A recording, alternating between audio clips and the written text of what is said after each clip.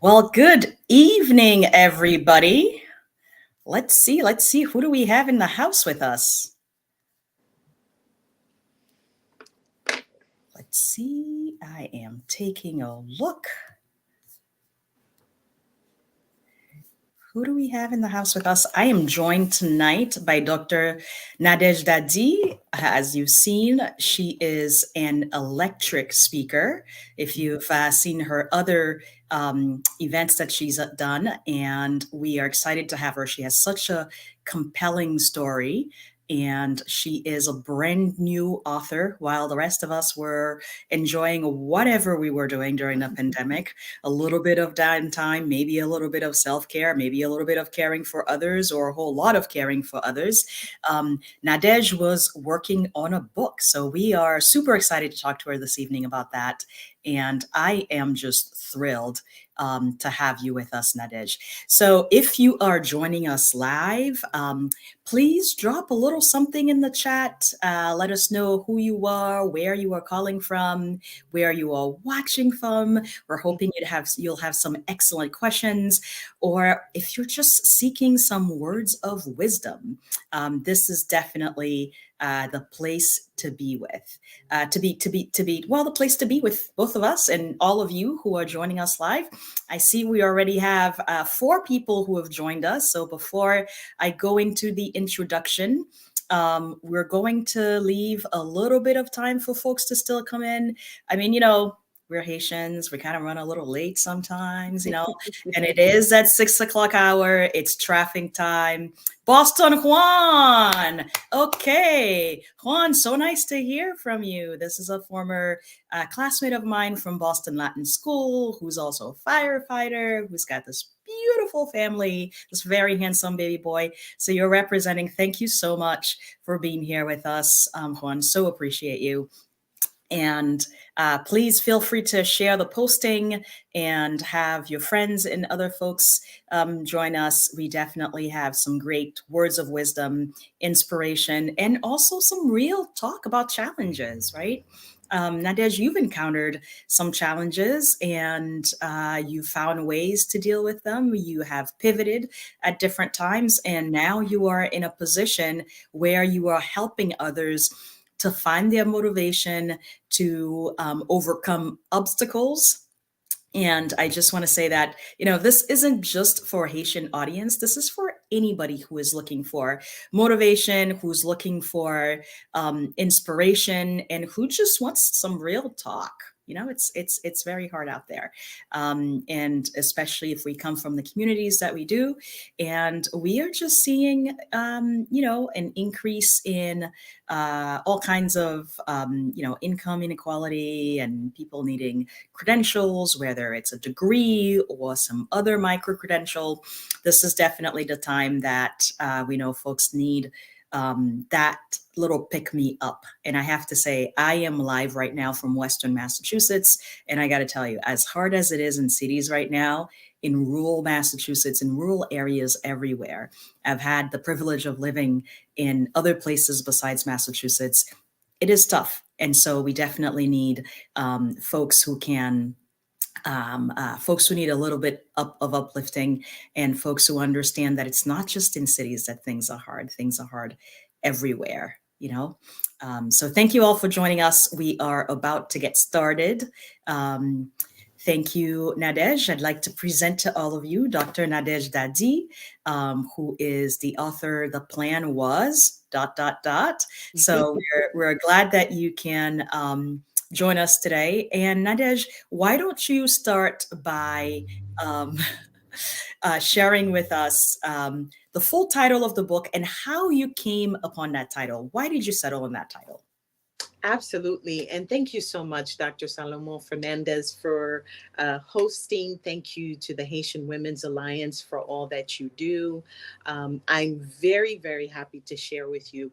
But if we could take a moment of silence and share, my father recently passed away. And so I'd like to dedicate this discussion to him.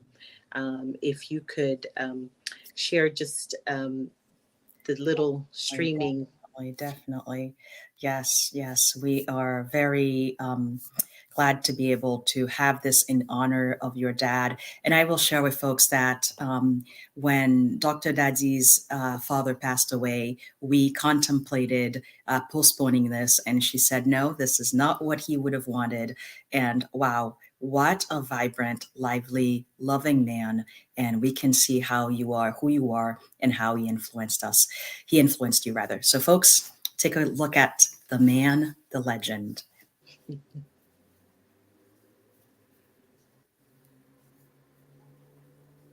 And we see where you get your good looks from, too. Thank you. He was fancy. For sure. And the apple did not fall far from the tree. What a gorgeous family. Thank you. Wow. So 2019, right before the pandemic. Right before the pandemic. So that was a very pleasing time. We got together for a special event, my brother's wedding. So thank you all for joining tonight. Thank you again, Dr. Salomon-Hernandez. The title of the book is The Plan Was, a story about perseverance and promise. And you are right, this is my first authored book. I was extremely excited about finally publishing it because the pandemic was one of the many obstacles that I had. I actually completed about 80% of it before the pandemic, but the pandemic gave me new material, a different way to look at what I was reading, the purpose of what I was writing for. So it's been a labor of love. I'm just very ecstatic to finally be able to share it with you all. That's wonderful. So, what inspired you to write the book? And I have to say, for folks who have an aversion to actually holding a book in your hands, which my kids tell me I'm so old school for actually enjoying holding books, the book is also available on Amazon in audio, so you can listen to the audiobook. But tell us a little bit about what inspired you to write the book. What's the story behind it? I know you are a great storyteller. I've seen you with your students. But why really put it down in a logical way that people can access it? So I thank you for the question. What really started this was after completing my doctorate. I was journaling and really writing a letter to my younger self to put into context everything that I had been through, and that was to arrive at greater meaning, purpose. And midway through writing and journaling, I started to see themes and patterns as well as lessons. And I said, wow, I think, I could, there's a greater lesson here for the collective. I wonder how I might share it. And at the same time, I was meeting authors, people who had already done this journey. And it sort of came to me that, you know what? It could be good in a book. And this would be a perfect way to share those stories because you can really have control over the illustration and really tell the story from beginning to end. So I was inspired really to collect those thoughts, make it make sense, and give it context and meaning. And that was very important for me. And really what the story is about, they're snippets of my life experiences that I went through that really toggle between triumph and tragedy. Mhm. But it keeps the reader engaged. It's about really moving through those scenarios, and finding a way to build the tools for going keeping going, the tools for really strengthening our emotional core and finding balance. So all these things were sort of coming through as themes within the book, and I just kept writing until I came to a natural end. So it was a quite a wonderful experience, but you have to dedicate the time really to see it through because you're tempted almost sometimes to just say, oh my god, this is such a long journey. Can I get through it all? But you can actually, because the goal of really finishing what you started becomes paramount. So for me, it was a joy to actually finish it. That's great. And I'd like to encourage our audience to put in your questions that you have in the chat. I'm happy to read them and make sure that we answer them. I wanted to ask you, uh, tell us a little bit about who you are, because I think that is really something Mhm, that a lot of people can relate to. You grew mhm, up with a single mom. Your mom was divorced, which is really huge in the mhm. Haitian society for a woman to be divorced with a child. And I think you get some of your strength and resilience also from your mom. And just everything that you've gone through, if you can start with sharing a little bit about who you are so that our audience can also see themselves in your story, in your journey. Sure. So I was born and raised in Brooklyn, New York. As you mentioned, my parents divorced when I was about 9, and sort of spent the majority of my primary years with my mother. We were in New York City. I went to school in Brooklyn.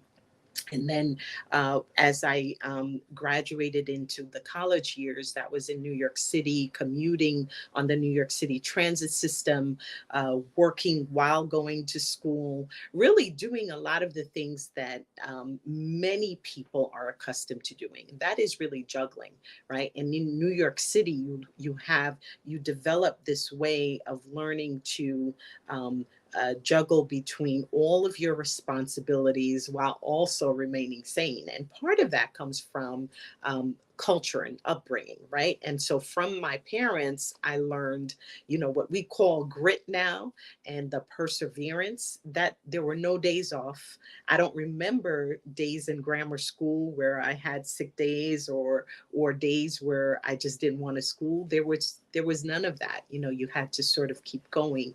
You had to persevere. You had to, if you didn't have a way, you had to find a way. And so I learned from them the value of hard work, determination, really sort of pursuing what you want to do. The other thing that I learned living in a bigger city environment was really just maneuvering through everyday life, what they call street smarts, really understanding your environment, making sure that you are always aware and moving with that awareness, so that you can, plan your day accordingly. So my upbringing really sort of shaped all of that, and I took the rest, added to it, learned what I needed to continue with my career goals. So it's been an awesome journey filled with lots of learning. I also had extended family members that played a larger social role, Yeah. of learning about more about our culture, our background, sort of what were the norms and the things that we wanted to do versus what was expected and what you couldn't do. So it was a great deal of socialization, learning, and really a healthy respect for tradition and structure. Yes, So as you were also carving your own path. So I as want you're to carving. say, you talk about community, you inferred about community, and that is something that you talk in the book about having your extended family and the support that they gave you. So the title of the book is The Plan Was. So the plan Hmm. was, but that's not actually what happened. Hmm. So we know that your aspiration was to be a medical doctor. And Hmm. I know to a lot of first generation listeners and viewers right now, I know growing up in the Haitian community, you know about doctors, lawyers, teachers, nurses, and that is pretty much the world. But that is not what you are doing. You found your own career, and Hmm. that's a bit of a mixed story too, which Hmm. inspired your career choice. So tell us about what you intended to do and what you are doing today. So I know that within our community, our larger community, there actually is a heavy focus on law and medicine. But I was actually sincerely attracted to medicine. I didn't want to do it because my parents wanted to do it. There was a very early revelation that I had that, hey, I wasn't the best singer. I'm not great at sports. I'm too petite for sports. Where am I going to find my path to a successful future. So I knew academics was always going to play a role. And I was very attracted to becoming a pediatric physician. But as you will learn in the book, although that was the plan, I winded up becoming a dean of students at I am a dean of students at a medical school. And through this pathway, I get to assist others to learn about the appropriate pathway to medicine, in no matter what field that we're looking at, whether it be career, art, or any other thing that you're looking for. There are obstacles that we encounter. And so it became ironic to me that I became the guide for others to help them avoid some of those obstacles and those paths that can be a hindrance to success. My story, of course, outlined in the book, took a different path, but I learned so many great lessons from that. And for me, that's always the positive upside. If something isn't going to work out, what are you going to learn from it? And then how are you going to use it to push you forward? So I was blessed to be able to push myself forward academically to arrive at being an administrator within a medical school. Because with that, I get to help others. I get to make a pathway for others. I get to sort of break down what seems really, really complicated and make it more simple. So there's just there are many, many avenues to success. And I think that's the point that I want to stress in the book, that if you encounter adversity, the goal is not to stop and give up, but really by keeping going, keeping a positive forward movement, you can find the path that is right for you. I love Uh, that. I love that. So don't die on that hill. Find the path that works for you. Find your calling. Find what gives you joy, what gives you meaning and fulfillment, and pursue that. That is excellent, excellent advice. I have to say, one of the things that you talk about, although you didn't use the term right now, is the concept of social capital, the importance of mhm, mentoring, the importance of coaching, mhm, and how we get that from different people. You don't okay. necessarily have to be a doctor. You don't necessarily have to be someone with a college degree. You can get wisdom, you can get advice from folks. And it's also important to have the social capital to know and build your network with the help of folks who are walking a similar path or have walked that path or in the process of walking that path. You know, you talk about one of your peers who invited you to get in touch with a tutor. So all of these, what we now in academia call wraparound services. Can you talk a little bit about the importance of coaching, mentoring, social capital, and the influence of peers? It is absolutely critical. And you're 100% correct that it doesn't have to be wrapped around with a particular path. It could really be anything that you desire to achieve. We are blessed to be in a time where there are more resources than we can ever imagine. But quite a number of times, what I observe are people are stuck in fear. There's this fear of really connecting to others. There's this fear that they'll be turned down, fear around building social capital, but it's where we need to be. There's so much talent within the Haitian community, through outside of the Haitian community, just really all around you. There are people who are willing to give back because it's a demonstrable, it's a demonstrated way of really showing a person, not only that you care, but really giving back in a solid way that has meaning. Because if you can avoid mistakes that others that have gone before you have made, that's half the battle right there. So, in my opinion, you name it, coaching, mentorship, advice, peers, tutoring, no matter what it is, the point is step outside of yourself so that you can gain valuable information from people who are there and ready to serve. And that really makes such a huge difference. And Mm, I would say for communities of color, that's probably 10 times more the case, mhm. because we have special conditions that we encounter on our paths. And so why go through the same painful experiences? Learn from somebody else. And you're blessed in this time period because there's so many more resources.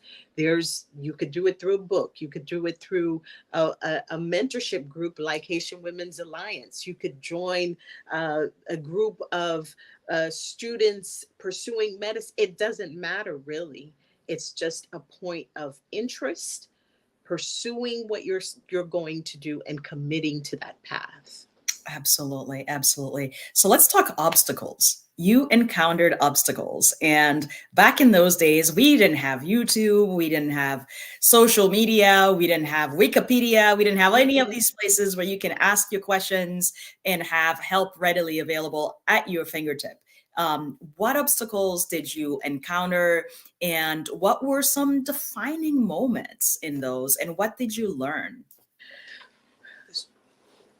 I probably encountered obstacles throughout my entire path, which is what really really drew me to write this book. So I encountered academic obstacles, especially as I had decided to become a pediatric physician. And there were some really good lessons about not getting in your own way, pursuing peer mentorship and guidance early, so that you cause yourself less stress. I learned career. Excuse me, I encountered obstacles along my career because as I was experiencing this exponential growth, it was very clear that I needed to build up my soft skills Mm, around communication, around listening, around writing. I mean, you name it, there's so much really to learn, that you really shouldn't have a year where you're sitting around doing nothing, learning nothing, right? So I experienced every obstacle you can think of: academic, professional, personal. But the one defining sort of string that really moved me from each scenario was, somewhere along the line I decided I was going to take a leadership role in my mm, own life, and I would pursue those tools, build up my strength, build up my core, emotional core, to really find the answers. And sometimes the answers came to me, sometimes I stumbled on them, sometimes I researched them, and sometimes they were given by mentors. mm. And so you have to be open to it all, and when it comes to particularly the professional and personal obstacles, those are a little bit harder to define, because there's such a variety, right? There are the personal obstacles that demand you to understand who you are and stand in who you are, despite people not agreeing with you, or not being supportive. Now, this is different from having a difference of opinion, right? Where two people disagree on something. I'm talking about where people actively do not support you. And it happens because, hey, we're not always going to love each other's journey. But the point is, you have to love your journey. You have to love who you are. You have to be confident in who you are so that you can keep going in pursuit of what your journey demands, or where you're going to go. And so the personal obstacles are so very broad. What it demands is really a building of your inner core and confidence, and making sure that the love that you have that you first extend love for yourself and compassion for yourself as a human being having a human experience, and Right. that You are worth it's something. You are something. exact. You Yes. are worth something, right? The professional obstacles, um, really depend on the path that you take. And I say that because every career path presents different obstacles. There are certain careers where there's a glass ceiling, but Right. here we are in 2023, and I'm happy to say that my sister, Dr. Salomon-Hernandez, is the president of a college, Oh, right? thank you. Just 20 years ago, what were the roles for women in academia? Some were Right. extremely limited. So there are certain career paths where there are very real glass ceilings, and women talk about that all the time, about how do you break that glass ceiling and have a family and run a household. So it really just depends. In medicine, Hmm. just to bring it home a little bit, some of the challenges we've had in medicine, which are not unlike some of the other professional careers, is that there's been a real uh, those who are underrepresented in medicine, there's been a real trend downwards in the past of students not applying to schools of medicine. So there weren't Blacks and Latinos, and some of the other cultures represented. And so this has been a part of my work, which is to help students who are interested in medicine really understand their path and how to pursue it in ways that can be successful. So there are quite a number It's of great. obstacles. It really, the obstacle, I would say, doesn't matter. What matters most is that you know who you are, you commit to being a leader in your own journey, and that you extend the love and compassion that you have for others to yourself as well. I like that. I see the audience is also responding positively, being taking a leadership role in your life, being a leader in your own journey. And it looks like we have someone who is going through a PhD program who'll be viewing this later, who could really use a little bit of uplifting. We've all gone through that doctoral journey and we know what Mhm, it's like. And for those mhm, who pursue careers in academia, the publish and perish. And there are, it's a leaky pipeline, right? You have so many people who start, whether it's medicine or another doctoral path, or some of the STEM disciplines where you generally see fewer women, fewer people of color. They start, right. but not as many finish. Mhm. So, what would you say to someone right now who is feeling down, who is feeling like, I really want to make it through this journey? I am not a quitter, but I need something. I need a little bit of uplifting. I need that push to keep me going. So, first, I would say it's normal to feel down at times, because there is no, it's not promised to be easy. So we want to acknowledge your feelings and accept the fact that it's tough. But at the same token, I would say, what are your tools? When you're looking at that, what's in your toolbox? What is your anchor? My anchor is my faith.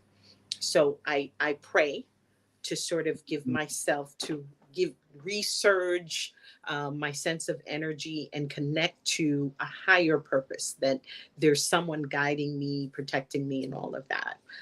The second is, does that person have a mentor? If you don't, how can you use your current network to find someone who can mentor you? And by mentor, I do not mean the university assigned mentor, because when you're going through the academic journey of a doctorate, you do get assigned a mentor through the school. But you could possibly use someone externally who has been through the process to give you some advice about things you can avoid, how you might be able to assist yourself to move through the journey a little bit easier. The other thing is not to forget your relationships. Of course, when you're in a doctoral program, your time becomes limited, but during the times that you do have, making sure you're reconnecting to people who do support you. Who are those people? Are they Mhm. best friends? Is it your parents? Are they siblings? Are they extended family? It doesn't matter. But I have always found positive time spent with people that who are trusted confidants, who build me up as opposed to, discourage, really feeds my soul. And then the other thing is self-care. We can't forget about that, because it takes a lot out of you to pursue anything really, but a doctoral degree really takes a lot of energy. And do not forget time well spent sort of doing the specifics: sleeping, eating right, exercising if you can fit in it, just the norms, so that you don't forget yourself in that whole journey. So there's a long little Yes, laundry list of yes, tools yes, that yes. I go to when I need to research, and I would suggest that you start thinking about your little toolbox, and then really implement them as soon as possible. That's great. Thank you. That is absolutely great advice. I use the concept of a kitchen cabinet. I have my kitchen cabinet and I have my girls who sustain me. Having that, having sponsors are the people who promote you in your career, Right. the people who can open doors for you, the people who can help you negotiate a good salary, or call up that boss and say, hey, give her a bump. Hmm. She's doing Hmm. really great work. So I appreciate everything that you've just shared. Patricia has a question and a comment and a question. Um, she said, as the first Black woman dean at Touro College, where you currently serve, balancing leadership and compassion is really crucial. And basically, how do you give that to others? How do you excel as you continue to excel professionally, and still be there for students and your colleagues? When do you know that the well is kind of low and you need to replenish? What are the signs for you? Love that. Love that. So, the to answer the first part of that question, I would say it's been a long journey. So, the way that I have built my soft skills over the years was gradually, and I spent quality time doing that, because for some reason I knew that when I got to a position like this, it would require all of those soft skills. So I spent time really focusing on emotional intelligence, working with people with different needs, really listening to folks sometimes that you don't agree with. That can be hard, easier said than done. But these are the types of things that are necessary when you are in a leadership position, because people are relying on you for sound advice, sound guidance, and you've got to be straight yourself to be able to do that for others. So I really took the time to develop those skills, learn as much as I could before I even stepped into this role. So yes, it's a daily balance of compassion, um, guidance, really understanding the rules, making sure that we are on top of what we need to, making sure that, staff, faculty, everyone sort of is on board with the same goals, same mission, really communicating as often and as critically as possible, so that everyone feels like they're in the loop. It's not always easy. People will not always agree, but one thing I understand about leadership is that what they will always respect if you keep them in the loop, are honest, and you communicate with a sense of fairness. Um, it's just a part of what we have to do. And if we think about that as mothers have to do this as well. You're juggling all the time, and it's just a matter of, it becomes a part of you, because you do it so often. You come to understand that everyone needs something different from you. So the students that I meet with at 10 a.m. might be completely different than the students that I meet with at 4 p.m. It really is a matter of understanding your role, and the fact that you have to walk into the room with a sense of um, positive guidance, so that that emanates from everything that you do. Like I said, it's never perfect, but the fact of the matter is, people will see your effort and respect the fact that you've done your best. Absolutely. Thank you so much. And also, I see that Mildred had a question, which you also answered. We so appreciate that. As I shared with you, I felt like there were some details missing in the book. I wanted a little bit more sauce. I wanted more Mhm. stories, more details, but you left us hanging. So, what were some of the things that did not make it to this first book?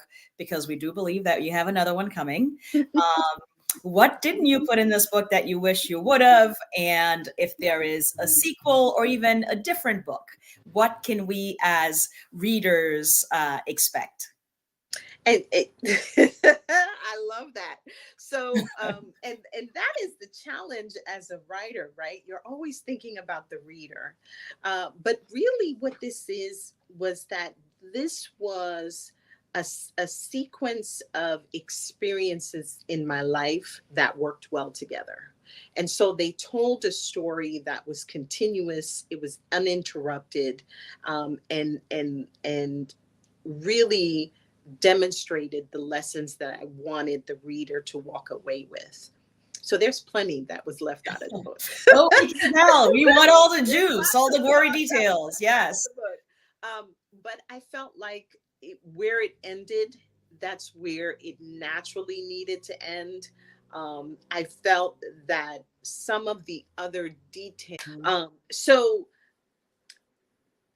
yes, there was a lot that was left out, and really each story I could probably expand on for 2 or 3 more chapters, but I wanted really the reader to arrive at the lesson quickly Yep. as opposed to letting it ruminate. And it's a matter of style. I've heard that before, that people were looking like, what?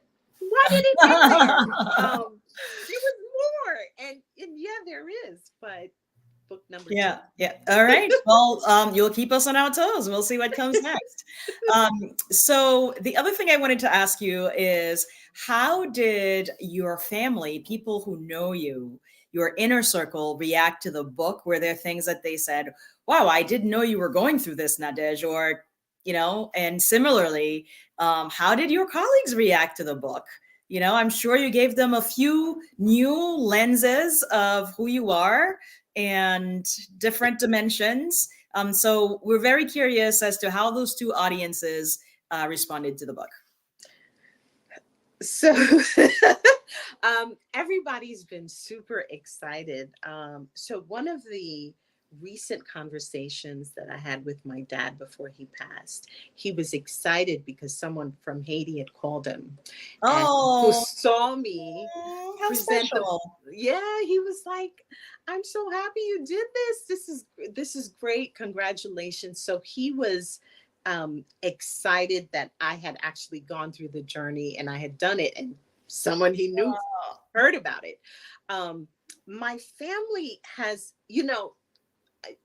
we're close knit. Yeah. So some of this they knew, but some of it they were naturally like, whoa, okay, this is deeper and broader than I thought, even though we've not had extensive conversations. I think everyone has really just been in a place of excitement, like, wow, you did this, you actually did this. Right. My colleagues at work recently invited me to present at a women's leadership council for the university. And during, even though the focus of the presentation was on women in leadership, afterwards, many had questions about the book, that it was relatable and that they saw themselves in the journey. Absolutely. And so everyone has reacted really positively, and I think it's a mix of, wow, what a journey to go through something to actually get it done, and then, like, oh my god, like, this is creative, this is so much fun, like, you're doing something that's bringing you joy. I think the other flip side of it is that I went through a lot of obstacles to get the book published, Mm. and truthfully, the pandemic was one of those obstacles. So I completed 80% of it before the pandemic, and then I had to wait through the pandemic because everything seemed so ominous in the beginning. It was like, what, Yes. release a book? Who's going to be interested in that? And then I interestingly went through a bout of imposter syndrome.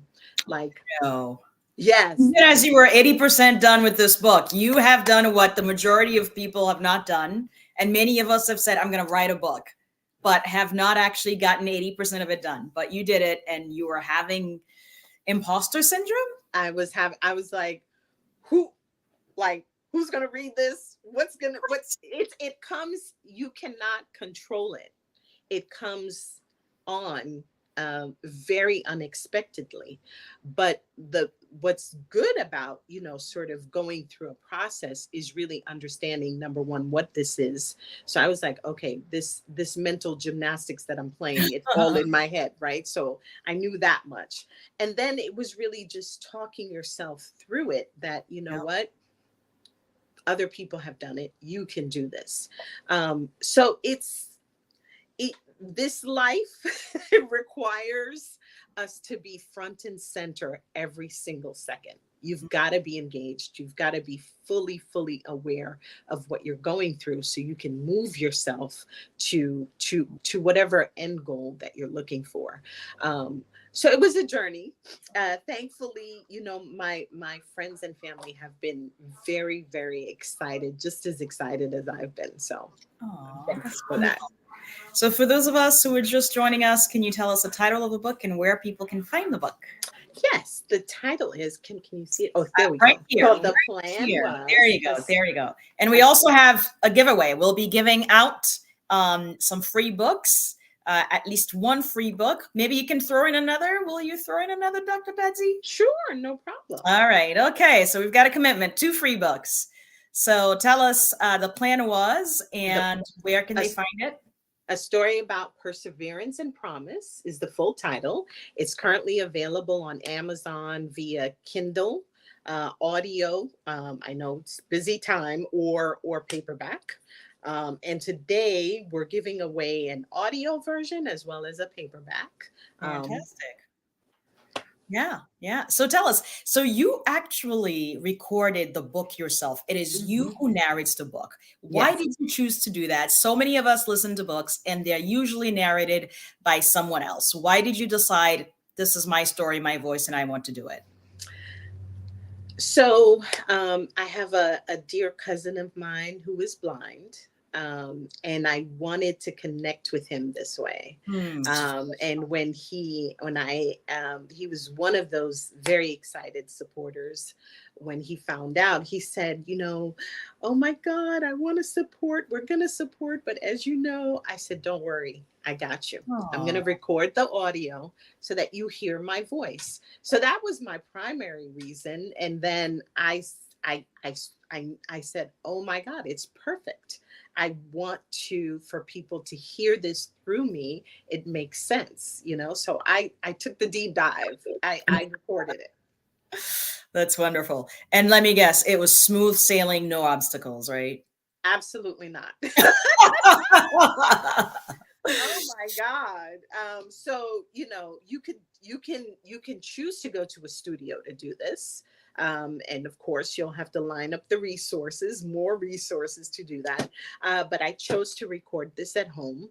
And there are all sorts of sort of structured barriers around sound, and really limiting the amount of interference from external sound or anything going on in your home. So it was quite the challenge. I recorded it a couple of times, but thankfully on the third and fourth final try, we This is a story of perseverance. Every aspect of it, you had to persevere. I did. That's great. So I think what we are seeing, the moral of the story is, do not give up, pivot when you need to, and find your calling and find what gives you joy and fulfillment.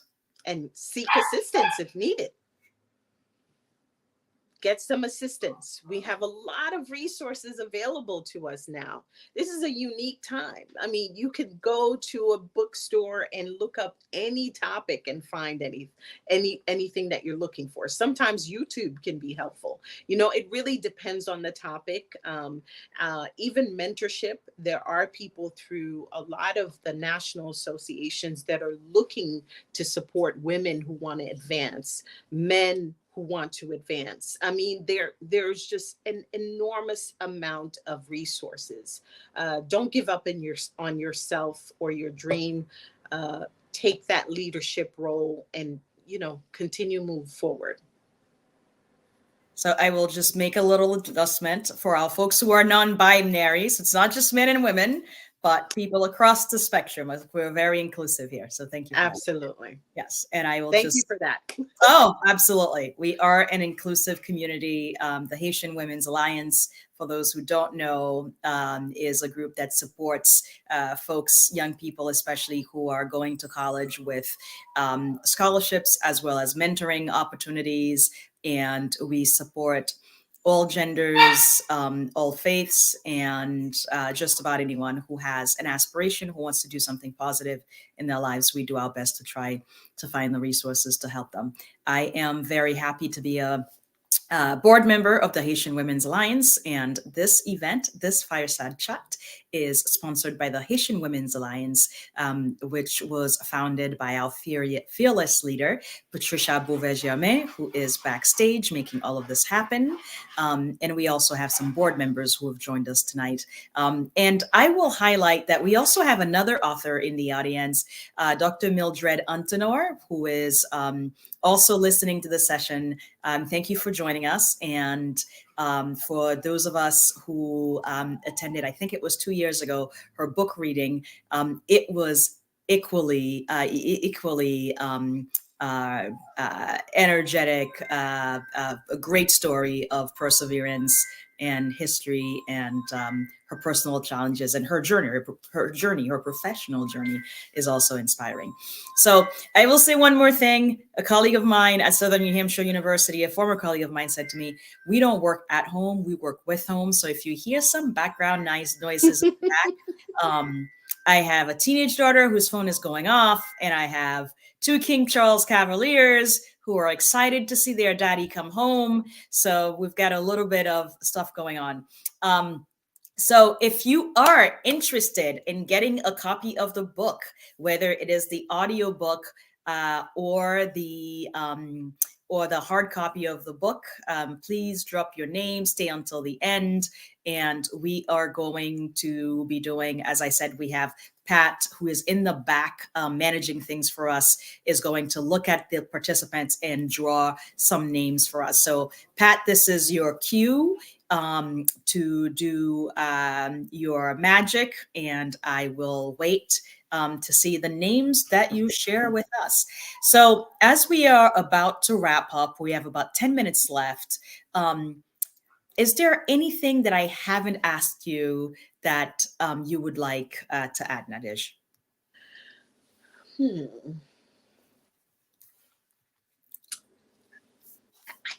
I can't think of any. I mean, I think we've really covered the ground of the essence of the book, and really what I was hoping that the audience would walk away with.